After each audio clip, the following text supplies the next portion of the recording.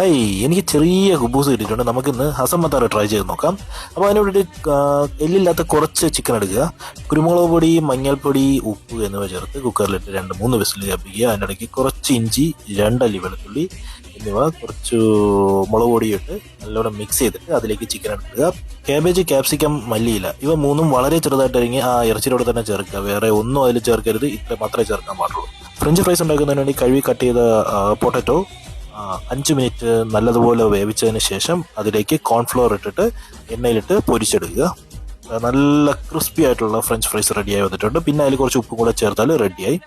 ഇത് സാധാ കുബൂസ് അല്ല, ചെറിയ കുബൂസാണ്. അതിൽ നമുക്ക് ചെറുതായിട്ട് തന്നെ ഉണ്ടാക്കാം. ആദ്യം കുറച്ച് മയണൈസ് തേക്കുക, പിന്നെ ഉണ്ടാക്കി വെച്ച ഫില്ലിങ് ആഡ് ചെയ്യുക, പിന്നെ 2-3 ഫ്രഞ്ച് ഫ്രൈസ് വയ്ക്കുക.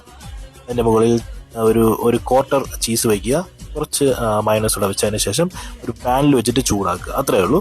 അപ്പോൾ ഹസൻ മത്താർ റെഡി. പിന്നെ നമ്മുടെ നാട്ടിലെ മുളക് ബജി ഉണ്ടാക്കുന്നതിന് വേണ്ടി മുളക് കിട്ടിയിട്ടുണ്ട്. അതിനെ വലുതായതുകൊണ്ട് 2ആയിട്ട് കട്ട് ചെയ്തു. കടലമാവ്, അരിമാവ്, കുറച്ച് മുളക് പൊടി, കായം, പിന്നെ കുറച്ച് സോഡാപ്പൊടി എന്നിവ ചേർത്തിട്ട് ഉപ്പും കൂടെ ചേർത്ത് മിക്സ് ചെയ്തെടുത്ത ബാറ്ററിൽ മുക്കിയിട്ട് ഇത് പൊരിച്ചെടുക്കുകയാണ് മുളക് ബജി. രണ്ടാമത് ഫ്രിഡ്ജ് തപ്പിയപ്പോൾ ഒരു കായ് കിട്ടിയിട്ടുണ്ട്. അപ്പോൾ അതിനെ കട്ട് ചെയ്ത് കായ് ബജി ഇവിടെ ഉണ്ടാക്കിയിട്ടുണ്ട്. നമുക്ക് ട്രൈ ചെയ്യാം. ആദ്യം മുളക് ബജി തന്നെ ട്രൈ ചെയ്യാം. നാട്ടിലെ ടേസ്റ്റ് എന്ന് വെച്ചാൽ അതേപടി കിട്ടിയിട്ടുണ്ട്. അതേ ബാറ്ററിലാണ് നമ്മൾ ബജി ഉണ്ടാക്കിയിരിക്കുന്നത്. അതും സൂപ്പർ.